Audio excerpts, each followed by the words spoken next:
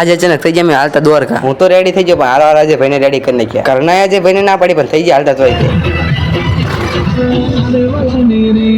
પોકી ગયા railway station. લાગે ઠેઠ સુધી ઊભું જવું પડશે. નકે થાકી જતો. પોકી ગયા દ્વારકા રેલવે સ્ટેશન. 7 કલાકનો સફર હતો ઓ બાપા. સમા સ્વીકારે નહીં તે માટે જોઈ લો તમે બોર્ડ. કંઈ ખાવાનું જોવું પડશે કારણ કે હવારના અમે ભૂખ્યા છીએ. જોઈ લે મોટી હોટલ ખાવા નહીં.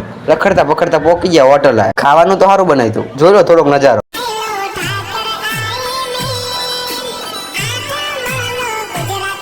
કરી નાખો શિવલિંગ ના દર્શન કરીને જતા રહ્યા અમે ફોટા પાડવા. અમે જોવો તો ખરા કેટલો વરસ છે. વાહ ક્યાં મુસ્કરાહટ હે.